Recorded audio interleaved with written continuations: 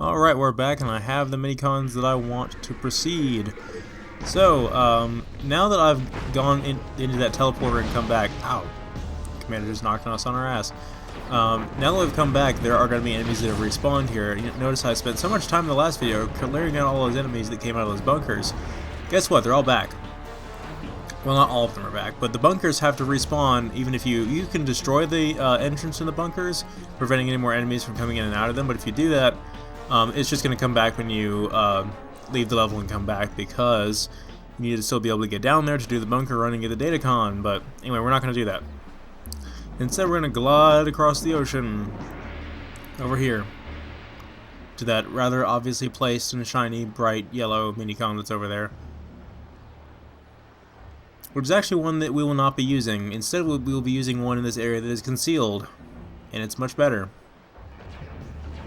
I want to try to get the drop on these guys here. The heavy units are already aware of us, and these guys are completely oblivious. So we're going to blow the crap out of them with our most powerful weapons here.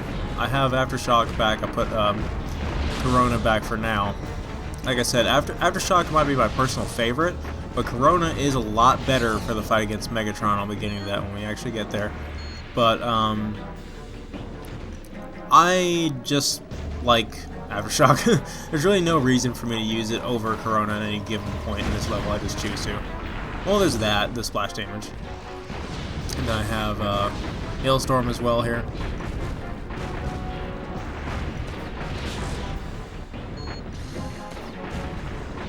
Yeah, as long as we're playing as Optimus, we can pretty much have Hailstorm regardless.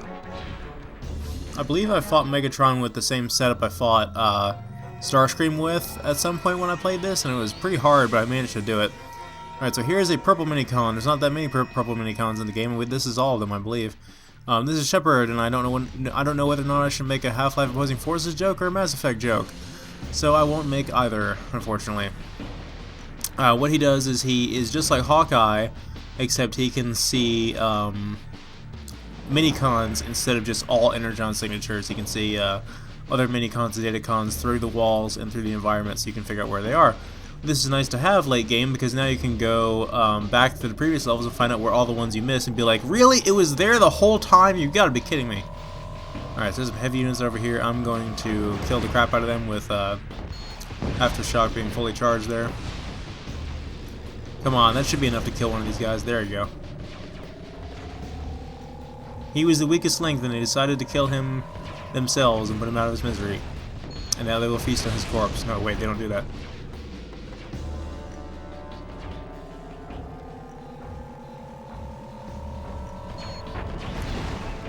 Oh, I love how we can just blow through these heavy units now.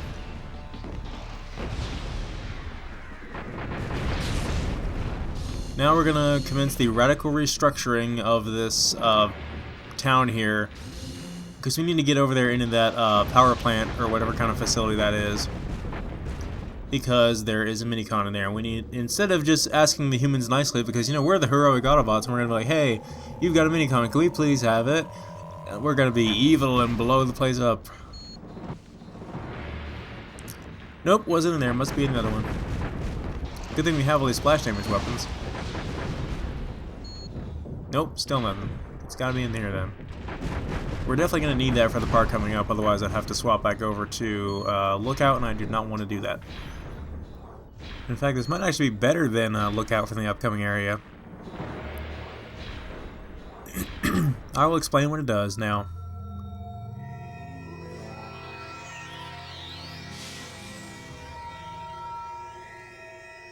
Alright, this is the final secondary weapon we're going to get in the game, I believe. This is Failsafe.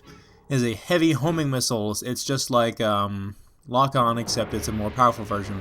Just like how, what do you call it? Hailstorm is a more powerful version of whatever the previous level rocket launcher was. And I think I may have called the previous level rocket launcher Failsafe by accident, just because it was green, so I apologize for that. That's a correction in my earlier videos. But as you can see, it's awesome in this part because it can lock on all these nasty jet snipers that are in this canyon. This is like Jet Sniper Canyon over here. And it can kill them with one shot, but it locks onto them, and I don't even have to be within line of sight of them for it to kill them. I just need to be kind of closer so it doesn't hit the edge of this mountain here. I can, launch out a homing missile and go back behind cover, and it will just kill them outright. It's awesome. I don't actually have to even be looking at the enemy in order to kill it. Just like with lock-on, but it's obviously a lot more powerful now. And it's a green minicon, so it really highly enhances the team I have going on here. Green minicons seem to be one of the best, as far as straight-up damage goes. Again, I always feel like Aftershock is a blue minicon just because of the blue projectiles, but it's not. It's a green minicon.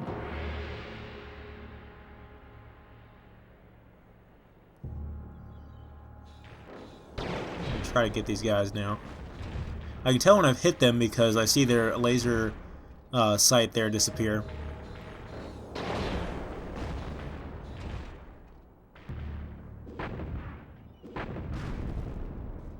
I can also blow these guys up with Aftershock if I'm careful enough, but it's not easy to do. There we go.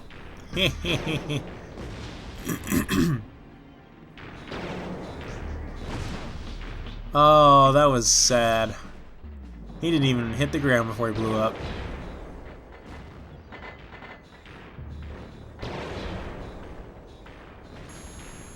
Oh, that didn't work out.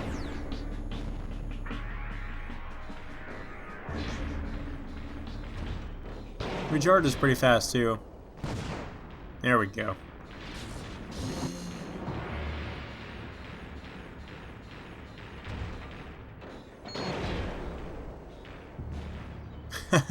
That's so satisfying seeing the laser just drop out of existence there.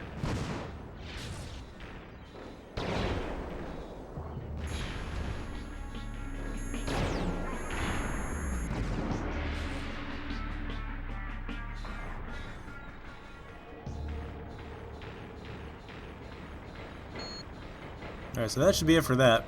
Remember earlier when I was talking about the dropships, how there's many opportunities to get inside a dropship in this level and follow it to its destination after it's dropped off its guys?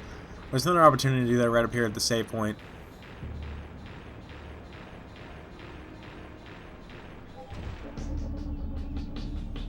This is a pretty good place to have a save point, even though we're pretty close to another save point, the last save point in the level. Here we go, more dropships coming in right on cue. And with our ridiculous splash damage weapons, we can just blow all of them out in the dropship before it even gets to turn around where they can broadside us. And we just blow the whole damn thing up. How about that?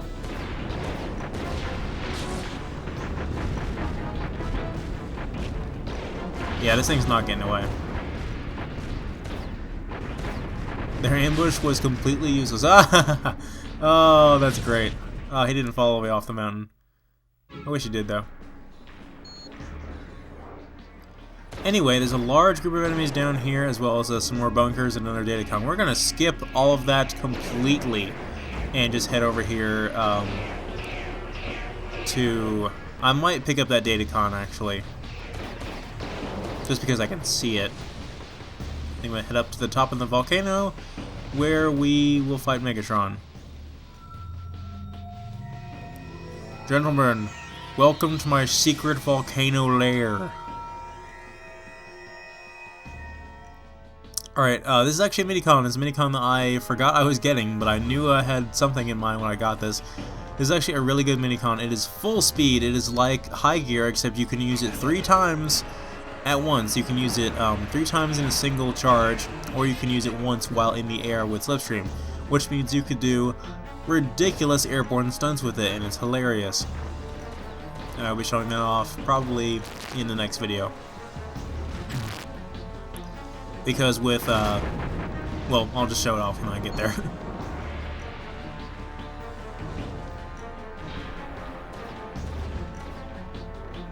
It just makes me wish we had freaking Jetfire in this game. It's okay. War for Cybertron had Jetfire.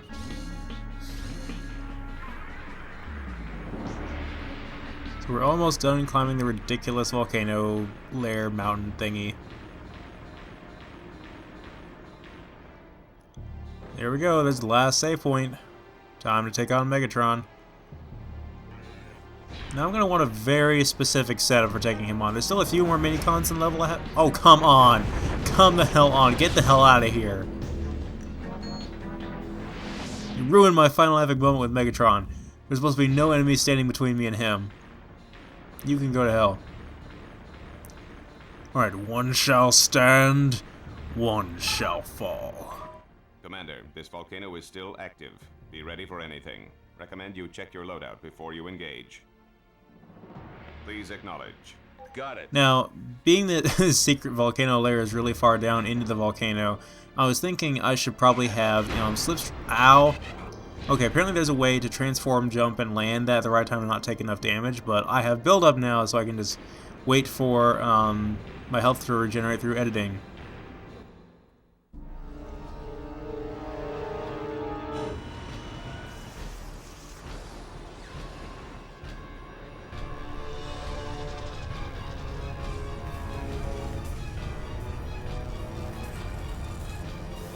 What are you, Michael Jackson, coming up through the stage like that? Come, Autobot. Let's finish it. Is it Thriller, Megatron? Is it Thriller?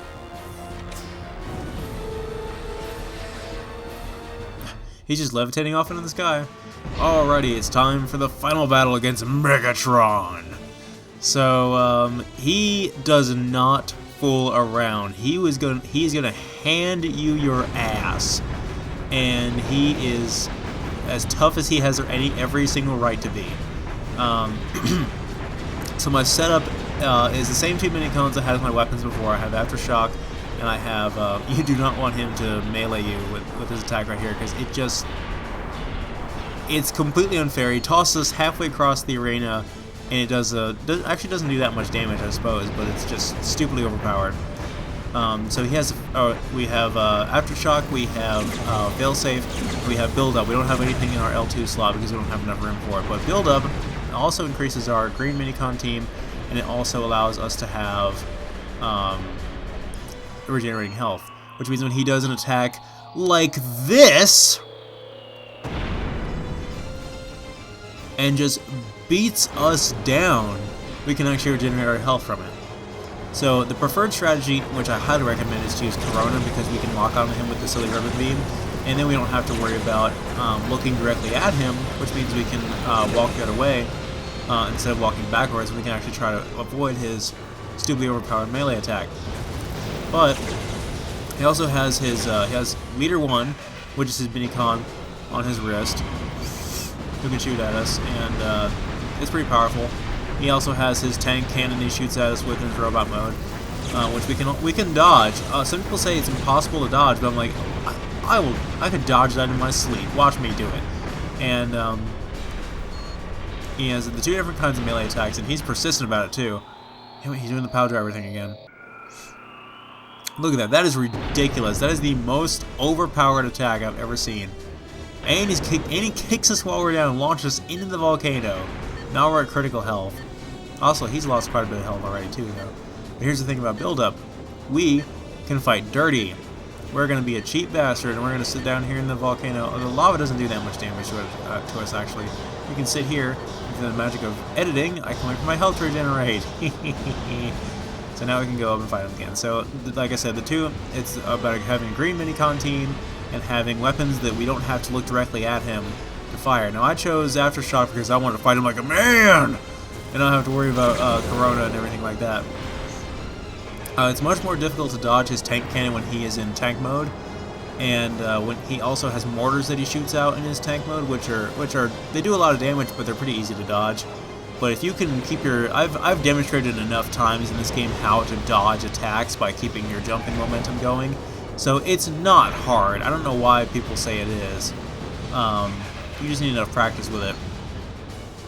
So, but yeah, Megatron is no pushover. I heard on the hardest difficulty, which this game has some pretty hardcore difficulty changes, which is why I'm doing the Let's Play on this difficulty, is because so much changes from one difficulty to the next, it's almost not even the same game. But anyway, it's a hard game as it is, but on the hardest difficulty I heard, his health also regenerates even if you have build-up, so if you sit down and wait for build-up to restore you, it'll also restore him, basically resetting the fight. So I've beaten him before without build-up. The first couple times I played the game, I've beaten him without build-up, so if you want a real challenge, but not one that's going to make you break every controller ever made. I would say try to beat him without build-up. That way you have to do it all in one sitting. But you might want Corona for that one. Like I said, I tried to beat him using a different setup, using Watchdog and not Spark Jump, but the next arc beam we get, which we're going to unlock soon here. Ow! Yeah, here's where he says, I'm going to take your ragdoll physics and I'm going to mess you up with them. Alright, I swear I'm going to try to beat him by running him over. He has like no health left. I have to do this. Oh! Come on! Oh well. Maybe we can't defeat him by running him over. That would be hilarious though. Oh, come on! I thought you were made of sterner stuff.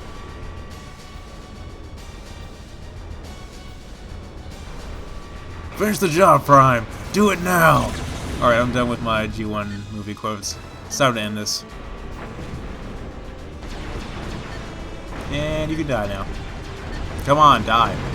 There we go. I was thinking I was gonna have a hard time with that, but I made it look a lot easier than it really was. I just screwed around with him really towards the end there. I was not even afraid to die.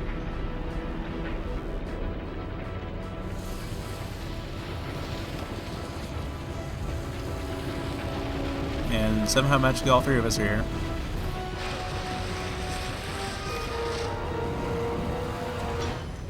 Megatron! Pride!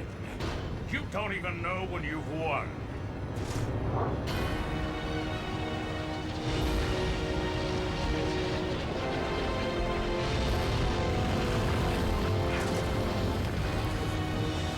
Nothing at all like their final confrontation in the show, which was awesome, by the way. The whole final episode was great.